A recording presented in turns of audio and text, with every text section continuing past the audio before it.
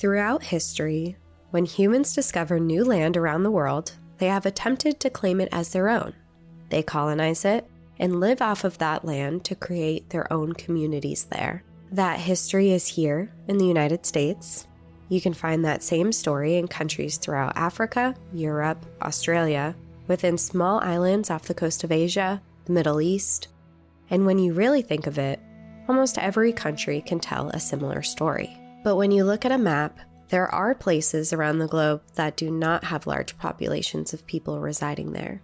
Antarctica, Greenland, Mongolia, Siberia, the Sahara Desert, and northern Canada, just to name a couple of them. What all of these places have in common are that their resources are hard to come by and it is difficult for humans to live there. So this brings me to my question. Why on earth would anyone want to colonize Wrangel Island, an island known to be a polar bear's nesting ground, a place that regularly reaches negative-degree temperatures, gale force winds, and is cut off from the rest of the world half of the year by miles and miles of ice?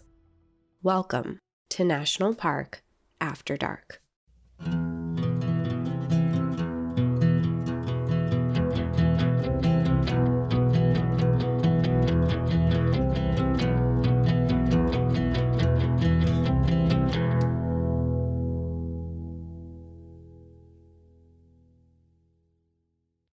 Hi, everyone. Welcome back to National Park After Dark. Hope you had a great holiday. Good to be back. And I am so ready for this episode because Cassie has been talking it up for the last 2 weeks. I will just say right off the bat here is we are sit down, get comfortable because we are starting the first episode of a 3-part survival story series. A series is a good term. I like that.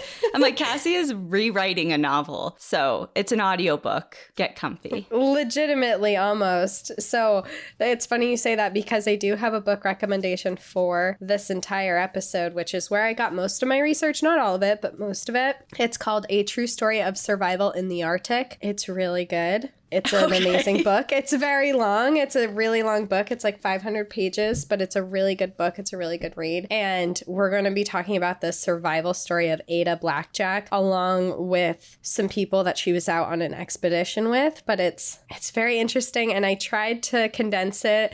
I was trying to condense it into one episode, but I got 25 pages into my notes and I wasn't even close to done with the story. And I'm like, okay, we have to make this into a longer episode. And then I asked on Instagram if you would all be okay with a 3-part series because this is so long. And overwhelmingly, the majority was, yes, please do a 3-part series. And we got a lot of messages about it. So we're going to be diving right in. Well, happy holidays to everyone. You got your wish. All of December, a survival story. All right, well, lay it on me. You said the Arctic, which is somewhere we haven't gone yet, so I'm psyched. Yeah, and this story is going to be pretty interesting because we are, of course, going to be visiting a national park, but we're also going to be visiting a wildlife preserve that is preserved for really interesting reasons and is an interesting area. But we're going to start our story out at the Bering Land Bridge National Preserve, which is around Nome, Alaska. Do you know why I know of Nome, Alaska? Because of your story that you did on Balto? No. I was like, wait, what story did I do? No. Have you ever seen The Fourth Kind? No. The Alien movie? Mm-mm. Okay, well then never mind. That's how I know it. You should watch it. Actually, don't. You wouldn't like it, I don't think. It's really creepy. I'm it's really scary. Convinced.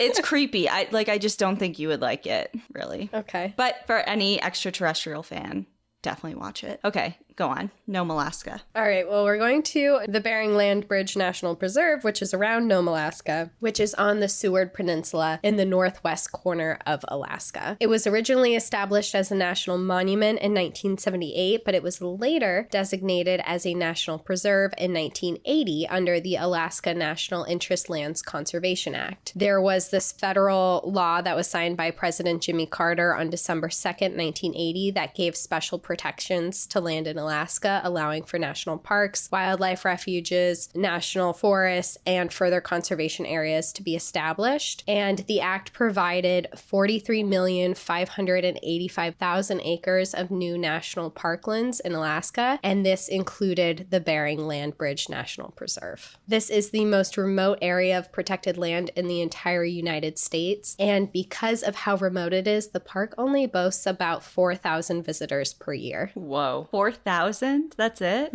That's it. And I have to wonder if some of that are just the people who live around Nome. Well, yeah, you gotta imagine. Like, they're locals. Yeah, it's not a tourist area. But very cool. If you look up pictures, it's beautiful. And the park headquarters and visitor center is located in Nome, Alaska, because it is so close. And Nome is a very rural community, which is heavily known for its gold rush history and being the finish line to the Iditarod sled dog race, which is where we kind of talked about it with you as well. With Togo and Balto, yeah. Nome, Alaska, and the Bering Land Bridge National Preserve is also known for its deeply rooted history in Alaskan Native cultures, which is something that we're going to be diving into for this episode, especially because Ada Blackjack was an Inuit person native to Alaska. This national park preserves some of the key reasons that civilizations came to exist inside the Western Hemisphere during the Pleistocene epoch, which we already talked about in your episode a little bit, your resurrection episode. Yeah. But this period lasted from about 2,580,000 years ago to just about 11,700 years ago. And just as a little reminder for people, this was a glacial period where much of the Earth's land masses was created through shifting and changing glaciers and climates. And I think that this national park is really cool because, I mean, I'll jump right into it, but it's so cool because there's so much history from hundreds and thousands and millions of years ago that still are here. So years ago, the continents looked much differently, as many of you have probably learned before. About 200 to 300 million years ago, it's believed that the Earth was a single continent called Pangaea. Over millions of years, the world has changed, and during the Pleistocene epoch, aka the Ice Age, Alaska looked much different, and there is still evidence of that today. Within this national park lies the remnants of the Bering Land Bridge, which is also known as Beringia, which was once the land that connected Asia with North America more than 13,000 years ago. Most of this land now is under the waters of the Chukchi and Bering Seas. However, part of it remains within this national park and can be visited today. During the Ice Age, it is believed that this was a migration route for animals, plants, and even people when the ocean levels were low enough to cross it. It is believed that it was filled with rich diversity of grasses and herbs. There were patches of spruce and birch forests and alder trees. As climate changed, though, animals and people were forced to migrate. During certain times in history, this land bridge was up to 620 miles wide, which is 1,000 kilometers, and covered a total of 620,000 square miles. And today, there are the remnants of this bridge in the form of islands within the ocean. And there are a series of 5 islands that help make up Beringia. It is believed that the very first people to ever cross this bridge and come into the Alaska territory to create a new life, although it was not Alaska at the time, was the Alaskan Inuit people. It's believed that a small population of people from Serbia lived on Beringia before eventually settling in Alaska. They thrived here for thousands of years before ever encountering European people. Today, there is a huge presence of Alaskan indigenous people throughout Alaska, and there are at least 20 distinct indigenous languages. There are several cultural groups within the Northwest, which is mainly home to the Inuit people. Today, our story is going to center around an Inuit woman who lived in Alaska in the early 1900s, who is Ada Blackjack, and her story of survival. Ada Blackjack finds herself on an expedition into the Arctic as the only Inuit person and the only woman. She signs up to live and work in grueling weather conditions, and when the trip doesn't go as planned, she stays alive for years in one of the coldest places on the planet with little to no prior survival skills. Now, before we go into her story, I want to tell you who she was and why she agreed to go on such an expedition. Perfect. But I do want to just back up for 1 second. Okay. You said years. She survived for years. Multiple. Mm-hmm. Okay, no wonder this is a 3-part episode. It's all coming together now. How in the world? Yeah, it's not like she was out there for a month or... Yeah, how in the world would you have condensed this into one? Yeah, all I'm right. already condensing years worth of survival into 3 episodes. Right, so. exactly. Okay. All right, let's learn about her.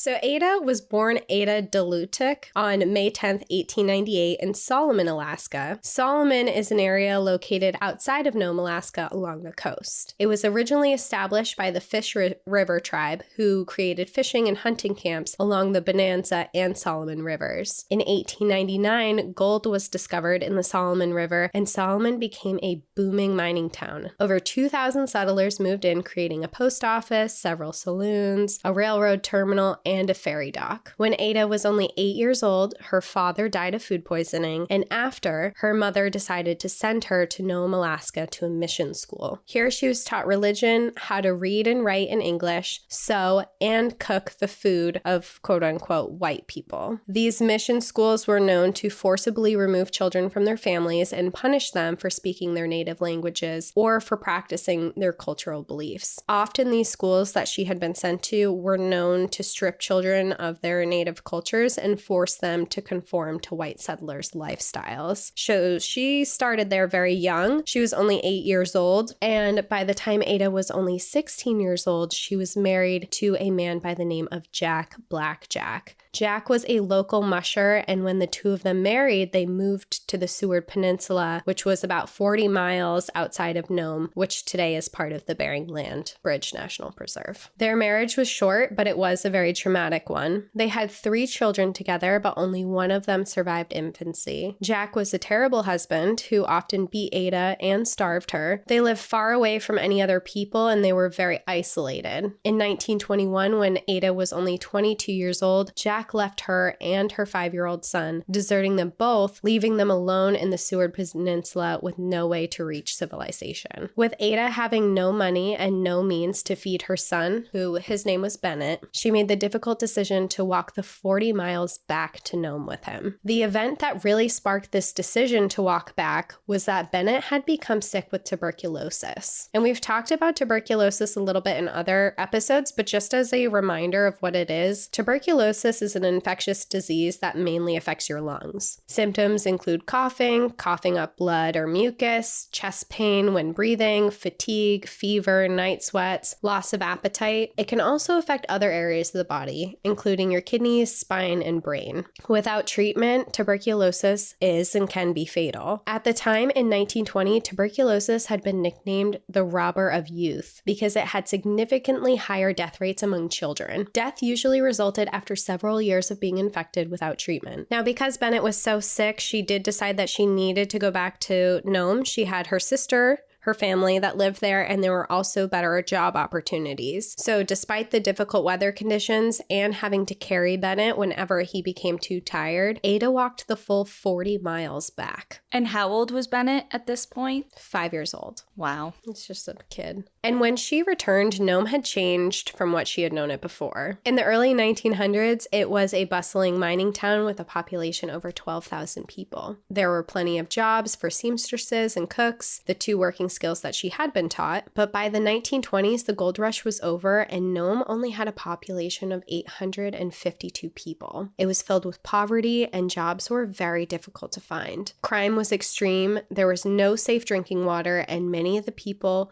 who did remain there were dangerous. Although she did manage to find a job housekeeping and sewing, her wages were not enough to support both of her and Bennett, especially because Bennett needed life-saving medical treatments that she couldn't afford. With no other job prospects or means to make a livable wage, Ada had to make the extremely difficult decision to leave Bennett in the care of an orphanage. They would be able to feed and clothe him there, and they would be able to take care of some of his medical needs. She was heartbroken over the decision, but the day she dropped him off, she vowed that she would find a better life for both of them, and she would return with the money and the means to take care of him and get him the medical attention that he needed. Unbeknownst to Ada at the time, Her opportunity to create this life she wanted was about to be offered to her in the form of a grueling expedition. Vilhelmer Stephenson, an Arctic explorer from Canada, had an expedition to the Arctic that he had been planning for years. He was an explorer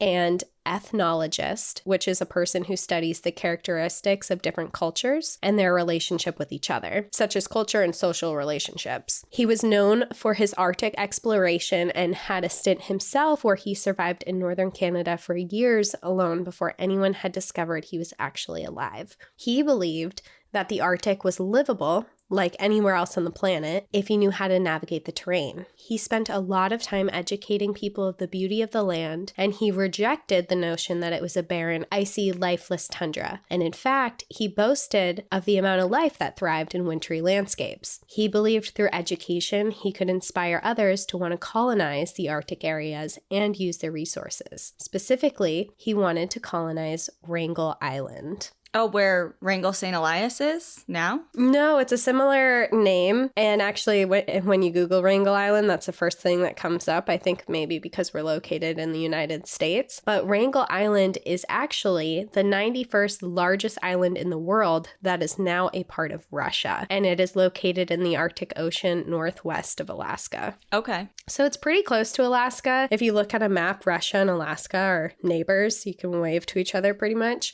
Mm-hmm. So it's not that far from Alaska, but it is Russian territory. While it is now a part of Russia, during this period in the 1920s, it was actually largely debated on who had the rights of it, though. It was between Russia, America, Canada, and the UK. Each country had significant ties to using the island, but no one had ever officially established ownership. Partly because it was such a treacherous place to be, no one stayed there very long. Wrangel Island was established as Wrangel Island Reserve, a federal nature reserve in 2004 based on its diversity of wildlife that resides there. And I think it's really important to learn a little bit about this island because we're going to spend a lot of time there and it's a really interesting place. Wrangel Island was not glaciated during the Ice Age, which means that now it has exceptionally high levels of biodiversity in this region. It is also the last known place in the world where woolly mammoths survived, which they survived up till about 4,000 years ago. That seems so recent. It does. Not like it's kind of far, but when you think of the scheme of things, it's not that long ago. This island is home to the world's largest population of Pacific walruses and around 900 musk oxen. This is one of the largest land mammals who once roamed beside woolly mammoths. It is also the second highest density of polar bear dens in the world. Each year, between 300 to 350 female polar bears come here to raise their cubs each winter. Because of this, the island has also earned the nickname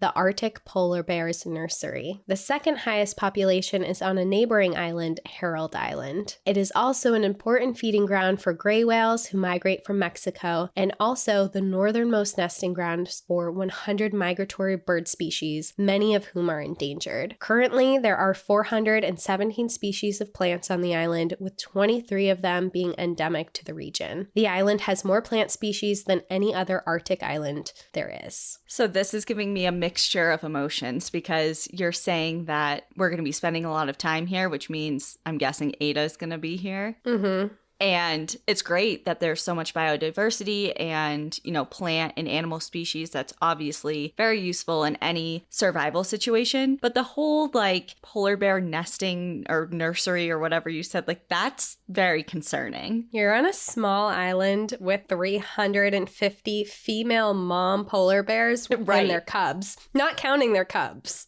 So where are you going to go to not piss anyone off, Yeah. We're in for some stuff for sure. It's scary. I personally would not want to spend a lot of time here. Although it is really interesting and there's so much wildlife, which I think is really cool to learn about because I think a lot of us think of the Arctic and you think of ice. And of course you think of polar bears and penguins and kind of more of colder region species. But when you learn that there's plants and birds and all these things here, it's wow, it actually is bustling with wildlife. And this island is under UNESCO protections, but Russian officials are currently toying with the idea of using the island to implement military exercises and remove the protective status here. No good. Like right now, as of now. That's right now, as of right now. Yikes. Okay. But after I tell this whole story, I think that everyone might question why anyone would want to spend much time here, but we'll get into that a little bit further. Okay.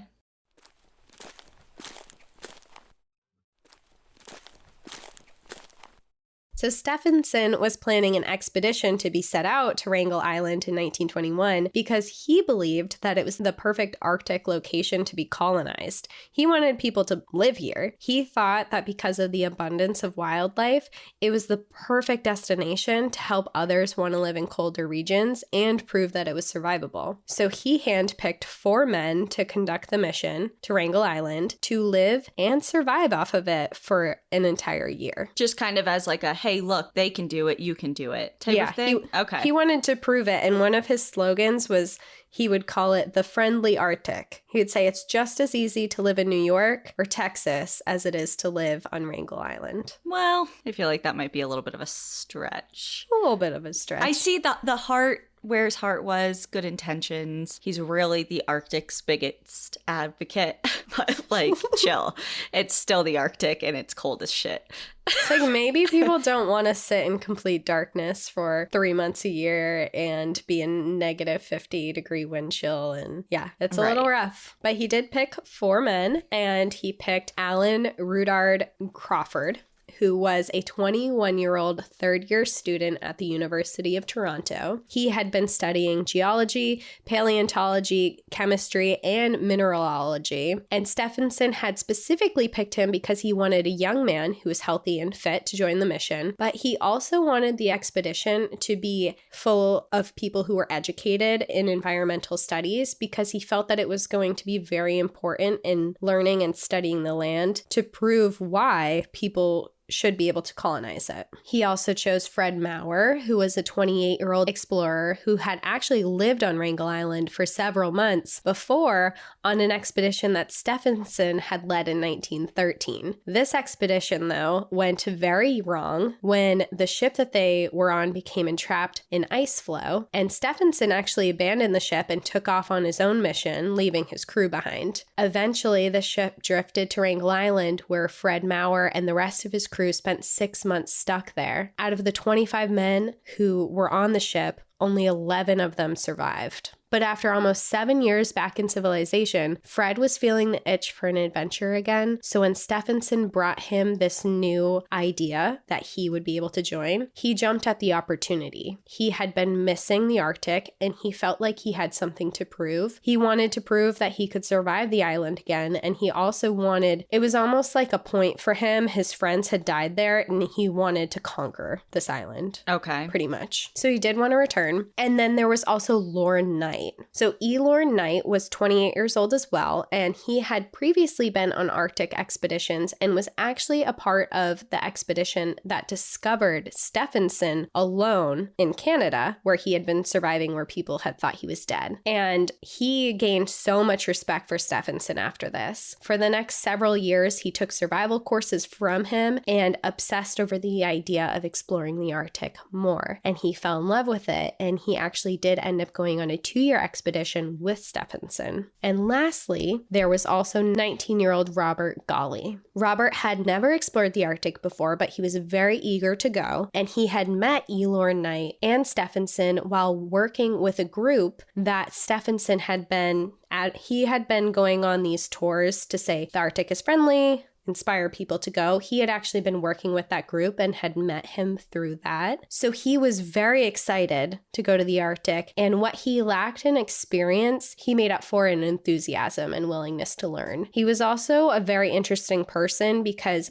he spoke several languages and he got along with everyone he met. He was very well-spoken, and he seemed like he would be this happy, inspirational explorer to tell people of this mission after. He was also very fit and healthy, and he had no obligations at home that would hold him from going on this expedition. So Stephenson thought that he was the perfect candidate to also go. But from the very beginning, this expedition was not going as smoothly as planned. Stephenson had created the impression that he would be joining the expedition, which they would soon find out that he actually had no intention of doing. Along with that, he told the 4 men that he had plenty of money to buy any equipment needed. Before heading to Rome, he advised that they should all buy their supplies beforehand, but privately, he approached Fred and told him that he was short on cash and he couldn't fund everything. So Fred actually reached out to his brother for a $1,000 loan to help cover some of the costs that Stephenson couldn't handle. Stephenson promised to pay him back, and then he instructed the crew on what they should buy with the money that they had. He told them to buy 2 tons of groceries, but no canned foods or preserves that were kept in glass. He also advised them to limit their purchases of bacon and butter because those could be replaced by seal and bear fat. He told them not to buy meat because they could hunt and catch their own on the island. They should limit the number of rifles, shotguns, and ammunition that they take. He had originally recommended to the group to take 8 tents, but changed his recommendations to 4 tents instead, with 2 big and 2 small ones because he stated that they could build their own homes out of driftwood. This seems like it's very heavily relying on a very unpredictable, like how do they know that there's going to be a plethora of opportunity for hunting, or that they don't need the extra ammunition, or that there's going to be the perfect amount of driftwood for a year expedition, for shelter or whatever. You know what I mean? Like, it's just very, you're leaving a lot of stuff up to chance, and I'm just not that type of person. So I would probably feel very uncomfortable with that. Like, I get limiting what you're taking, but at the same time, like, there are certain things like, like limit the amount of, what'd you say, like fat and what like was it? Bacon and meat that they wanted to bring because they could hunt their own. But there's definitely something to be said about not being prepared enough. And they're kind of going off of this. He is an Arctic explorer. He's well known. People respect him. He himself survived for years. So people are kind of just taking his word for it. And he hasn't physically been to Wrangel Island himself, but he knows people who have. And he's just telling them all this, so they're kind of taking it as gospel at this point. And part of why they weren't sending them with all of this stuff is because it was imperative to him that they actually survive while they're out there. If they brought every single thing that they needed, then it wouldn't be proving that you could survive in the Arctic. It would be proving that you could survive in the Arctic if you had everything you needed before you got there. So he wanted them to be hunting, and he wanted them to be living off of the resources that are part of Wrangel Island instead of bringing everything in. And because of that, he only wanted them to bring 6 months worth of food, even though they were going to be there for a year. He wanted them to spend their time trapping and saving furs and skins to bring back with them. So they bought groceries, they purchased guns, ammunition, traps, harpoons, fish nets, fish hooks, photographic supplies so they could photograph their journey, thermometers, flashlights, batteries, lanterns, stoves, shovels, ice picks, cooking gear, canvas, and other assorted hardware. Each man had 12 pairs of socks, 11 pairs of pants, skin mitts, blanket mitts, skin shirts, towels, water boots, canvas boots, belts,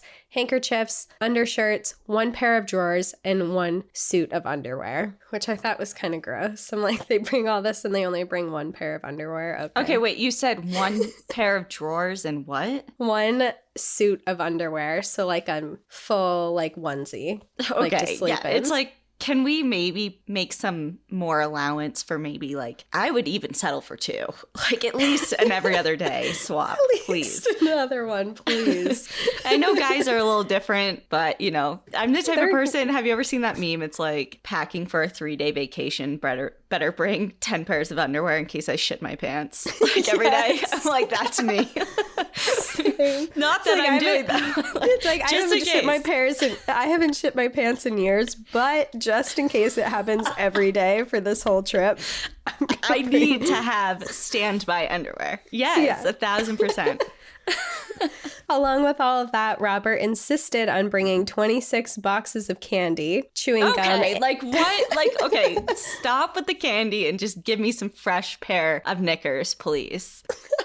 I do have to say, though, I think that it would be a luxury to be like out surviving and be able to eat a little bit of candy, get some sugar. I think that would be, especially if you're living off of polar bear meat and you just want a Jolly Rancher. I think it's so weird that he's like, I want to prove to everyone that you can survive on Wrangel Island off of the land, but we're going to bring 26 boxes of candy.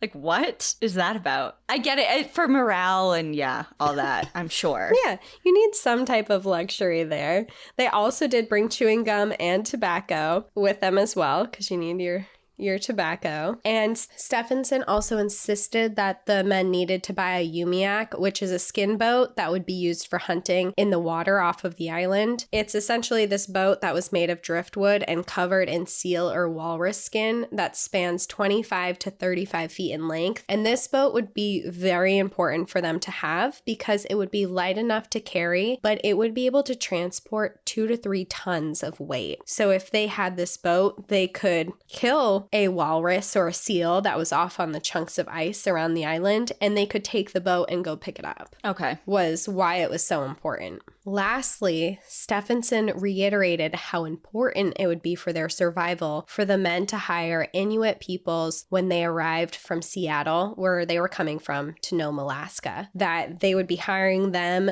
to hunt for them, to cook and sew and create clothing for them, because the clothing they were bringing was not really sustainable for the whole time and it wasn't warm enough. But if they had these native Inuit people with them, they would know how to do all that for them, essentially. So he said, this is very, very important. You're not going to survive without them. They have the skills you need. You have to hire them before you leave Nome. Before they did leave for Nome, they did stop in a bookstore in Seattle and they bought $100 worth of books to help keep them occupied during their isolated stay. And when they did arrive in Nome, they were given more money for additional supplies to buy dogs if there were any money that was left over. The journey to Nome took them 4 days on a ship called Victoria. Since the beginning of seafaring history, it has been considered good luck to have a cat on your voyage. The chief steward of the Victoria presented the men with a tiny little gray striped fur ball with pointy ears and big eyes for their own voyage. It was the prettiest kitten of the litter, and the men named her Victoria, or Vic for short. They vowed to keep her as their good luck charm and keep her safe and looked after for the whole journey. When they arrived to Nome, they discovered that the ship that they had employed to take them to Wrangel Island was actually unable to bring them. After several frantic telegrams and letters, they were able to hire the Silver Wave ship for the job, and Captain Jack Hammer would take them. That's so funny. I just realized that his name was Captain Jack Hammer as I was reading that. When I wrote it, it didn't register to me. But now I'm like, Captain Jack Hammer. Somebody did him dirty. Yeah. However, when Captain Jack Hammer did find out that they were bound for Wrangel Island, he actually didn't believe them. He thought it was this big joke that they were just kind of fucking with him. And he couldn't understand why anyone would want to go to such a desolate and icy island, that he just assumed that they were joking. And he's like, sure, I'll just take you wherever you're trying to go. I don't care. And he thought so much that they were kidding that when people would ask him where they were going, he would say, I have no idea, but I do know we're not going to Wrangel Island. So Why he would thought he it was think just a big joke. With literal tons of supplies and all of that, he was like not believing them. Well, there had been other expeditions to the Arctic. This island was known to be exceptionally treacherous, and there had already been expeditions where people had died on it. So I think to him, he was just like, sure, I'll take you wherever you're going, but just let me know when we're heading there, where you actually want me to drop you off. Interesting. Of course, he did find out shortly after they left that they actually were headed there, and he was like, all right, well, I guess we're doing this. But after they did have the ship in place, they did end up purchasing a sled and harness and a team of 7 sled dogs. And at this point, it was September, which was pretty late in the season to be making this voyage. And they had actually heard that the ice pack in the ocean was getting a lot thicker, especially up in the northern areas. And they knew that when the ice surrounded the island, it would be almost impossible to get there by boat. But part of why they did get the dogs was because the dogs would be able to take them by sled if the ice pack was thick enough,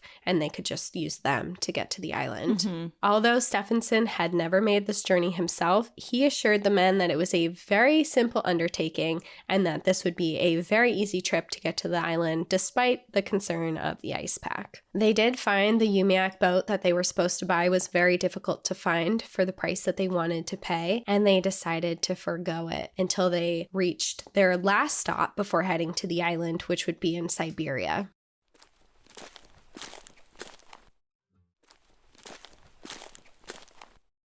So their next remaining step while they were there was to hire quote-unquote Eskimos, which is their words, not mine, to join them. They put up flyers and advertisements around town, hoping that people would be interested. Their hope was to hire hunters and seamstresses, and maybe even an entire family that would come out and join them. Ada was walking home after a day of working at a house cleaning job, and she had been struggling for money. Remember, she could barely feed herself. She had lost her son, and the chief of police, U.S. Marshal E.R. Jordan, approached her. He told her of the expedition, that they were hiring a seamstress who spoke English, and Ada had been known to be an excellent seamstress, and she spoke English fluently. He knew that she needed money and told her how the job was willing to pay $50 per month, which was more money than Ada had ever seen in her life. He told her of how it was Stephenson's expedition, which was a name that she recognized because her sister's husband had actually gone on the Canadian Arctic expedition under his name before. As he told her of the job, she considered it, but decided she ultimately didn't want to go. She couldn't be that far away from her son for an entire year, and although the money was something that she needed desperately, she was terrified of polar bears, and she knew that there was a lot up there. She feared that she would go and be eaten, and she would never return to her son. Plus, she did not want to be the only Inuit person on the trip. Marshal Jordan told her that she wouldn't be, and that they were planning to hire entire families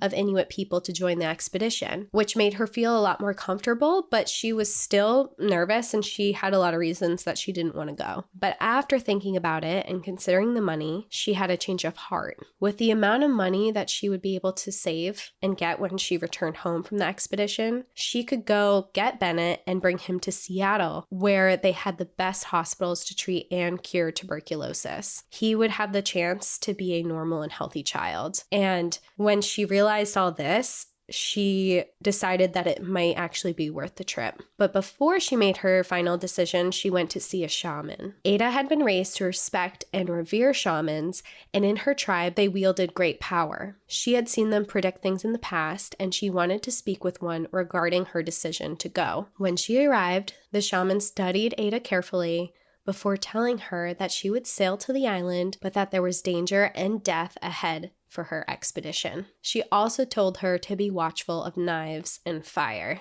Despite this warning, her hopes for her son Bennett overcame any fears that she had for this trip, and she reluctantly agreed to join the expedition. When people found out she was trying to join the expedition, many people in town came forward saying not to hire her, though. They told the crew that she was a town drunk, that she had very little morals, and that she slept with many men. And some accused her of being a prostitute and a prostitute on this trip. However, the men did not listen. They had been told that Inuit peoples were dirty and unkempt and miserable, a racist issue that was going on in this area. And they found that Ada was not anything that they had been, that Inuit people had been described as. She was clean, she was put together, she was friendly, she spoke really good English, she could write in really good English, and she had a great reputation of being a seamstress, which was what they were looking for. So despite the town people's advice, they hired her anyway and agreed to deposit $50 into her bank account in Nome every month.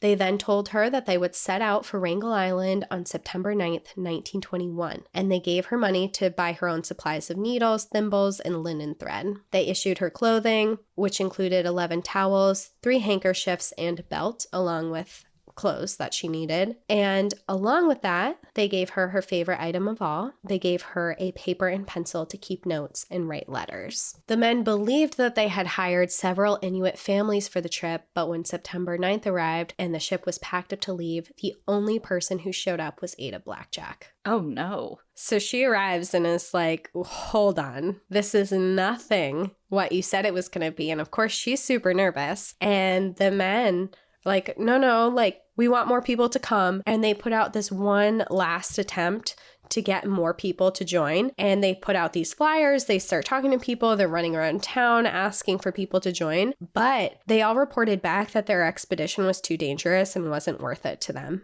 And no family was agreeing to go. So now Ada was super nervous and she was ready to back out. She wasn't comfortable being alone with 4 men on an isolated trip. But the men begged her to still come, and they promised when they reached Siberia that they would hire more quote-unquote Eskimos to join the trip to make her feel more comfortable, and because they needed it. Still, because she needed the money so badly and still thinking of her son Bennett, she now very reluctantly still agreed to join the mission. By September 10th, the Silver Wave ship and their crew reached East Cape, Siberia. When they told the Russians of their final destination, the Russians laughed at them and told them that they'd never reach the island. They also made sure to tell them that the island belonged to Russia and that they could travel there, but Siberian Patrol may pay them a visit themselves, which is interesting because you have to remember they're going there to try and colonize it under their own country right now. So they are very careful to not say their intentions, that they're just explorers going to visit the island. When they arrived, they also found the skin boat that they were hoping to buy in Siberia was even more expensive than when they were trying to buy it in Alaska. The crew decided that they didn't want to pay the price, and instead they bought a heavy wooden boat. The trip towards Wrangel Island was anything but easy. Soon after they left the shores of Siberia, they were trapped inside a storm that rocked the ship. They were battered by high swells and extreme winds. The storm lasted 44 hours. The entire crew suffered from severe seasickness from the motions of the boat. It was on September 14th when they finally saw Wrangel Island for the first time. By the 15th, they were half a mile off of the shore when the captain announced he couldn't go any closer as the waves on the shoreline were too dangerous. By 7 p.m., the men landed on the shore on the wooden boat that they had bought. By 11 p.m., they had unloaded their supplies and they returned to the ship to eat dinner and spend one last night in a warm bed with real pillows and sheets. They each wrote letters to their loved ones for the captain to bring back to Nome, and in the morning, they all set off for the island. As soon as they landed on the island, the four men put up a British flag. Alan Crawford was a Canadian and a British subject, and they declared the island to be part of the British Empire. Captain Jack Hammer, who had watched what happened from the shore, was not happy, and he felt like he had been tricked into aiding a political maneuver on the behalf of the British Empire on an American ship. When he returned to Nome, he reported immediately what had happened because he did not want to be accused of being part of it, and the people there were furious. Well, I would imagine so, because they weren't straight up lied to, but it was definitely omitted. Like, their true intention was definitely omitted on purpose. Yeah, they're like, we're going on this expedition to prove that people can live in the Arctic, but really, they find that they're claiming an island to be their own as a country that probably shouldn't have ownership over the island. It's just, yeah, I don't know. I'm sure it rubbed people the wrong way, which I'm sure will come into play later. It does, for sure. So they put up this flag and they celebrated this victory. They made it. They were happy. They're shouting. They're just very excited. Ada didn't feel the same. She really didn't care about the flag, and she actually walked away and she walked alone down the beach. And she just watched the ship leave and she cried. She was regretting her decision already, and she wished that she was on that boat back to Nome. But she had promised to be there and she really needed the money. On top of that, she immediately noted that there were a lot of fox and bear prints that were surrounding her, and she was reminded of her extreme fear of polar bears. Okay, this is like, I forget what season it was. I think it was on Vancouver Island of Alone. I know I talk about this show all the time. And I forget his name, the contestant's name, but he had served in the military, the U.S. military, and he tapped out on night one because of the bear. He was so scared of bears. He never saw a bear, but he was so scared of the bears. Like, literally got dropped off night one. He's like, I'm out. I can't do this. It's like, okay, dude, you've been prepped of where you were going. You know what wildlife is here. And he just couldn't mentally take it. And I'm like, I get it, sir. I understand. If I had seen a bear, I could totally. But if you haven't had any experience with them yet, I don't know if I would back up that quick, but I wouldn't survive. I can't say anything. I would not survive on Alone. There's no way. But no. I would like to give myself credit that I would survive more than a night, though. It's just weird how much, like, mentally that can cripple you because, of course, he knew going in, like I just said, where he was going, what animals inhabit the area, the likelihood of him, you know, being around. I think he maybe saw Now that I'm thinking about it, I think he maybe saw tracks and he was like, oh shit, I'm really They're close. nearby. They're nearby. And he just, he's like, I can't do it, you know? And people well, that's how Ada's feeling. Yeah, right she's now. like, shit. But she can't just tap out on the GPS There's no way satellite phone. Yeah. Yeah, no one's coming in to rescue her, so she's gotta just deal with that.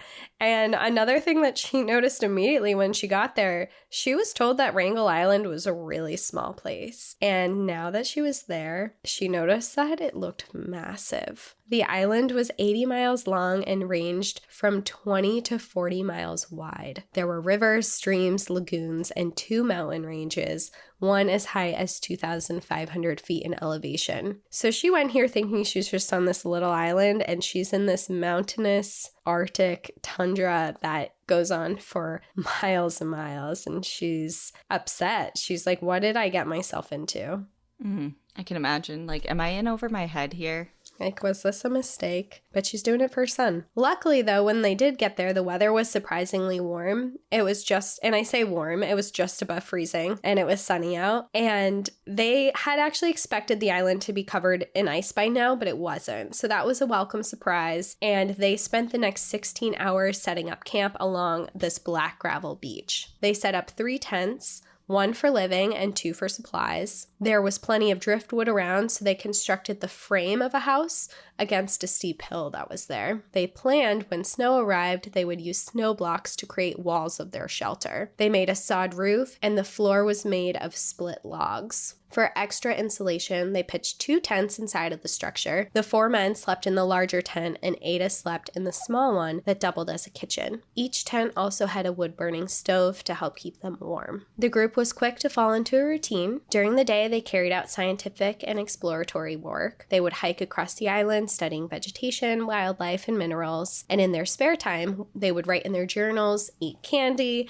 and hang out. Ada liked to sing hymns. Alan loved to tell bad jokes. Lauren would invent funny poems he would tell, and Robert was constantly writing. The men who were originally nervous to only have Ada with them had grown much more confident in her skills. She was a hard worker. She was consistently cooking and sewing. She was shy and quiet, but they all got along just fine. They saw polar bears, walruses, owls, seagulls, and ravens every single day, but they had not seen any seals up close, and their boat that they had brought couldn't withstand those strong waves to go into the water. They quickly found another problem with their expedition. With no Inuit people except Ada, who had little to no survival experience because she had been put into a missionary school at 8 years old, no one there really knew how to work a gun or how to hunt. Hold on. Okay. Wouldn't you think that would be a prerequisite? Well, remember, they were just hoping that they would get some people who lived off the land their whole lives and was part of their culture to come and just do it for them. Again, why would you want to rely on an unknown variable? I don't know. Like, I get it, but I don't get it. No, it's a mistake. It's a mistake, 100%. Their first attempt to hunt was a walrus who peacefully napped while they shot aimlessly at it, missing every time. Yeah, because they don't know how to work a gun. Or aim, apparently. Frustrating and funny that would be. You're trying to hunt a walrus and you're missing, and he's just like lounging in the sun. He's like, whatever. Not even a moving target. Not even a moving target, literally a napping walrus. They did kill their first polar bear 1 week after arriving, but the ground was so uneven and rocky, it was impossible to sled its carcass back to camp. They ended up caching most of the meat and saved the skin and were able to bring part of it back. To Ada's horror, as the days continued on, more and more polar bears were seen on the island. There were so many of them that they could be seen in every single direction that she looked. That is utterly terrifying. It must have been really beautiful, but mostly absolutely terrifying. Snow first began to fall on September 20th, and it didn't stop after that. They began experiencing real Arctic snowstorms and spent more and more time holed up in their house. After 2 weeks on Wrangel Island, Ada began to really struggle. She was extremely homesick and missing her son. She would spend hours sobbing uncontrollably. Some days she would work diligently, and others she would spend sobbing. The men felt bad had for her, and she was met mostly with kindness from them. However, Fred was usually standoffish to Ada, and Ada was afraid of Lorne. He was loud and boisterous, and the two of those men referred to her as the woman or the native, and never by her name. They didn't have a great respect for her, and they were both very standoffish to her. Robert was kind to her, and they played cards together and shared stories. To Ada, Robert seemed like a young boy who was warm and thoughtful. As time went on, Ada began to have an infatuation with Alan. He was polite, handsome, and sophisticated. He was kind to her. She pictured him to be a wonderful father to her son, and she soon decided that she loved him. She wasn't afraid of showing her affections, and that she one day wanted to be his wife. Oh, God.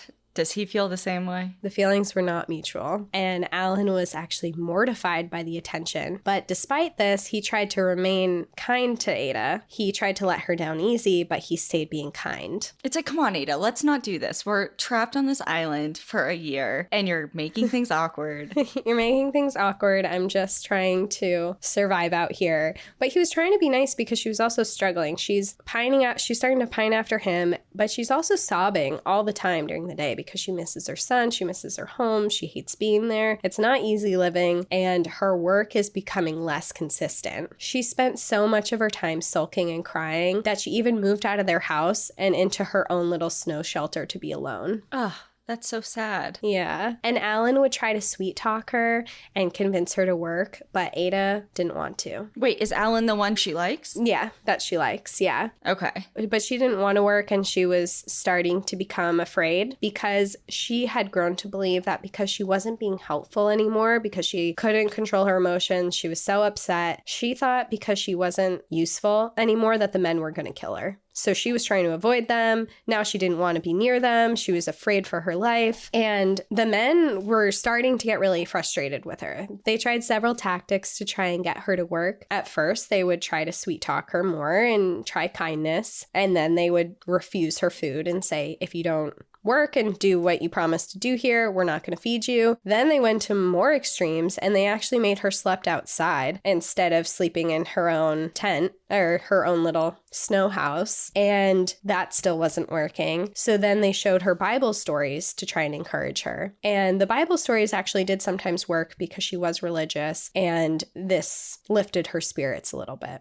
Ada had noticed Lorne was using knives, and she couldn't help but remember the shaman's warning to be afraid of knives and that there would be death on the expedition, and she convinced herself that Lorne was going to kill her. One day, after the men noticed they hadn't seen Ada in hours, they went to check on her, only to find her footprints leading out into the Arctic tundra. They followed them for miles until they came upon her lying in the snow. As they approached, she jumped up quickly and ran away from them, and a bottle of liniment, which is similar to ibuprofen, fell out of her pocket. When the men finally caught up to her, she was screaming and said that she had drank the whole bottle of liniment and was waiting to die. When they got her back home and safe, and she was okay from drinking the bottle, they decided that it would be best to set up 2 camps to cover more hunting ground, but also to separate Ada from Alan. They thought that that might be a contributing factor to why she was being so upset. He was rejecting her advances, she wasn't working well, and now she was really struggling emotionally, so they thought it would be best to separate. Well, and she has the fear of Lorne, so she has that, and she also has the emotional upheaval with Alan, and then obviously her struggles with being homesick and all of that. So it's like kind of like, I feel like she's just kind of running into walls everywhere.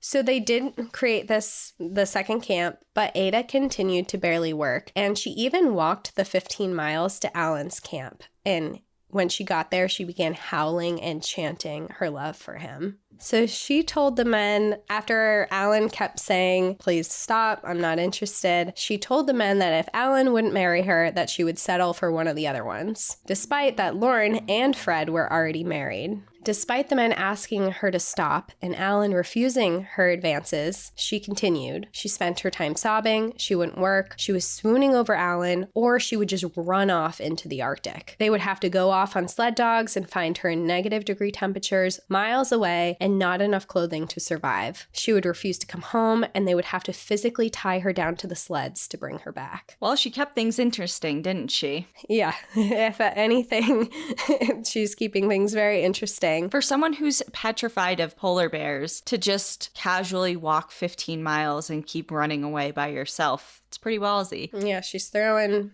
all her cares to the wind in here. And people are getting really frustrated with her, and Lorne especially is getting very frustrated, and he tries to deter these behaviors by extreme measures. He had tried to be kind and understanding the best he could in the beginning, but when that didn't work, he started forcing her to sleep outside. He would tie her to the flagpole for hours. He would refuse to let her eat, and he would tell her that if she started working and doing her duties again, that he would stop doing these things to her. This behavior had not only become a huge burden, but because she was not working, she was forcing the men to make up for it and take her portions of the duties on top of everything else that they were already doing, which I think that Lawrence, what he's doing is pretty extreme. I mean, to tie her up and put her outside, I mean, that's very traumatic. But he did write in his journal, "This may all sound funny for the reader, but I can assure him or her that it is not funny for the four of us who have a foolish female howling and refusing to work and eating all of our good grub. Heaven only knows what she is liable to do to herself or one of us, and to be continually watching her gets rather monotonous." I mean, I really can see the frustration, of course. This is like an unending series of events. Like, she keeps doing it. It's hard, especially when you're in such a precarious situation. Like, you only have so many rations. You're in a dangerous place. There's not much to, it's just... You are in a survival situation. Right. Here, like, this isn't like a joke. Not that I think she thinks it's a joke. I obviously think the opposite, since she's having such a visceral reaction. And how long... Have you said how long it's been at this point? This has been going on for a couple weeks. Okay. Yeah. It's an enough's enough type of thing.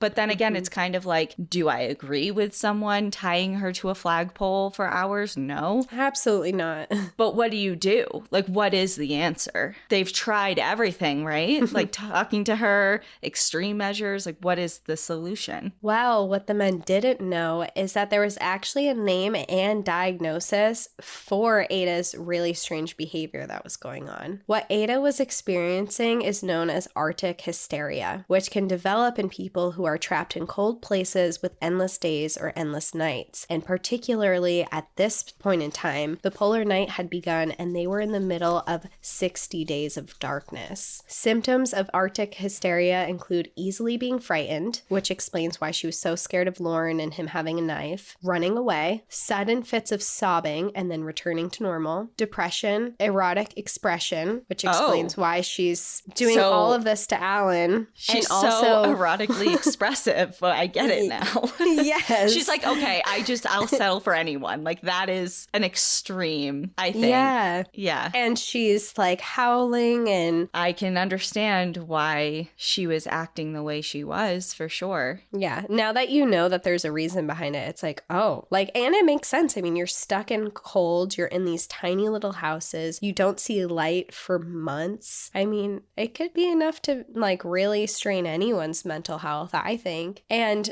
the weather here was significantly worse than Nome, and Ada wasn't used to it. She was craving sunlight, she was craving warmth, and she had no survival skills and was never taught how to live in the outdoors. She didn't know that her life was going to be like this when she got here. She had lived in the city for most of her life. She was really struggling, and at this point, she didn't think that any amount of money was worth what she was going through. I mean, she realized that she wasn't herself. She knew that things were not going well. Meanwhile, back in Nome, there had been a huge frenzy since the discovery of this expedition to be for Canada and Britain to colonize the area. Canada, Britain, and the US all had announced that they had no knowledge of this and that none of them claimed ownership of Wrangel Island. The US State Department declared that Wrangel Island was property of Russia, and due to its icy conditions, it had no value for any country, meaning that this elaborate mission that Stephenson had created had no meaning for any country at all. And Ada, Fred, Lorne, Alan, and Robert were risking their lives for no reason. Great.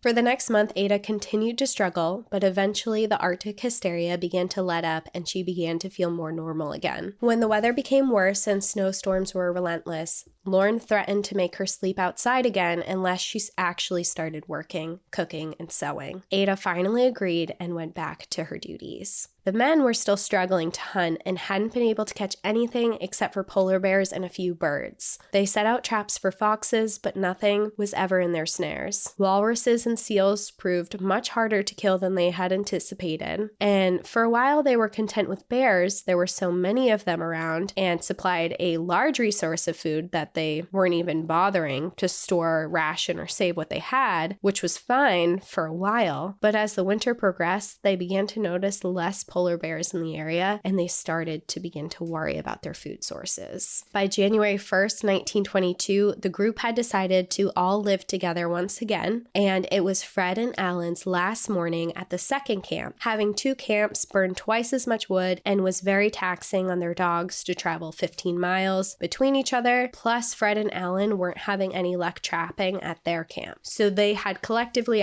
as a group decided that they were going to shut down that one. They were all going to live together again to conserve resources. During that morning, they were cozy and warm inside their tent, surrounded by the snow brick house, and were making breakfast. Fred sat closer to the tent door, and as they ate, he opened up the flap to reach outside to grab something. As he turned his head, he found himself face to face with a giant white and black snout and two beady eyes staring back at him. A polar bear was staring directly at him. His nose was twitching, smelling the breakfast they had just cooked, and his mouth was salivating as he chomped his teeth together, preparing for the meal that he was about to have. The bear didn't pay much mind to Fred. Instead, he stuck his head through the snowy door and was sniffing around for food. As Fred gazed upon the creature, he could see the look in his eye. He could recognize the look of a hungry polar bear anywhere. Fred grabbed Alan and ran to the far side of the tent. They had accidentally left firearms outside, not anticipating needing to use them, and had no weapons on them at all. They sat in silence for a moment. The door was too small for the giant bear to fit completely through and could only fit his head, and they hoped when it realized this, it would give up and leave. But that didn't happen. It stepped away, and then moments later, they felt the brunt force of the bear charging the snowy walls. Their structure was built strong, but they didn't know if it could withstand the charge of a 1,500-pound bear. Fred let out a blood-curdling scream, hoping to scare it away, but it seemed to have the opposite effect. With the noise coming from inside their house, the bear got excited and began aggressively charging the outside. The walls shook around them and snow was cracking and falling. Fred and Alan grabbed whatever they could find near them and began throwing it at the animal. They grabbed firewood, pots and pans, and even dishes that shattered as they hit the floor. They had good aim. They hit the bear each time, but it didn't care. It was determined for food. Its nose was twitching. It grunted and growled, and saliva poured out of his mouth as he took a step closer inside the door. And that's where we will end for part 1 of this story. Goosebumps. Oh my God.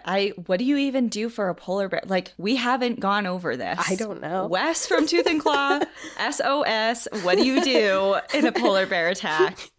Is it like a black bear? Is it like a grizzly? Is it totally different? Right. Like, what's happening? What do we do? I've never had to think about facing a polar bear.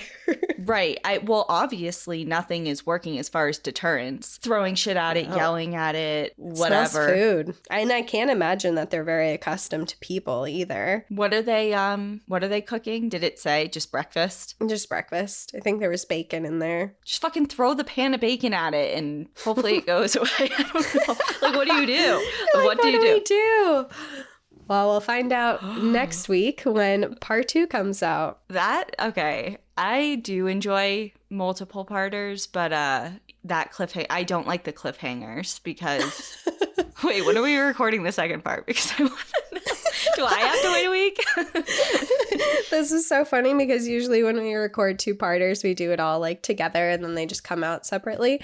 But you got to wait till tomorrow to hear the second part. And I say 2-parters, but this is a 3-parter. So I know. Yeah, true. Oh my God. Yeah, I knew that polar bear was going to come up at some point in the story just because you alluded to it. But I guess, like, yeah, what do you do? I feel like they're more like grizzly bears as far as tactics of surviving an attack or an encounter with one. Yeah. You have some inside knowledge, so you're like, yeah, I'm not going to say shit, but... Well, this is such an interesting story already. Yeah, it gets even crazier. And this is just, like I said at the beginning, this is a 2-year survival story. So there are a lot of things that go on. And there's just so many aspects to it that to be able to tell it and everything that you need to know, it has to be spread out. And like I said at the beginning, there is a book. It is called A True Story of Survival in the Arctic by a Jennifer Niven. It's Niven. It's a really wonderful book. I would definitely recommend getting it. It's been a huge resource for all of these episodes, but of course, as with any book, even though this is a 3-parter, there are a lot of things that had to have been left out just because this is a podcast and not an audiobook, but definitely recommend reading it. It's well written and it has a lot of interesting parts to it. Awesome. Well, I'm excited for tomorrow. Everyone else has to wait a week, suckers. Just kidding. Sorry, that was fresh. But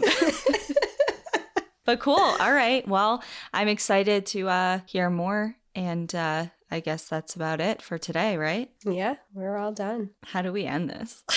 Well, we'll see you all next week. We hope you're okay with this cliffhanger and don't yell at us. But in the meantime, enjoy the view. But watch your back. Bye, everyone. Bye.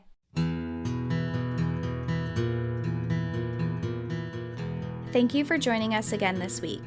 If you have a trail tale you'd like to share, send us an email at npadstories@gmail.com. Follow us on Instagram and Facebook at National Park After Dark and on Twitter at NPAD Podcast. Become an outsider by joining our Patreon, where you'll gain access to monthly bonus stories and exclusive content. And remember, when you support our partners, you're supporting our show. To access our special discount codes along with source information from today's episode, check out the show notes. For information on the show, to shop our merch store, sign up for our newsletter, and more, visit npadpodcast.com. And if you're enjoying the show, please rate, review, and subscribe wherever you listen to podcasts.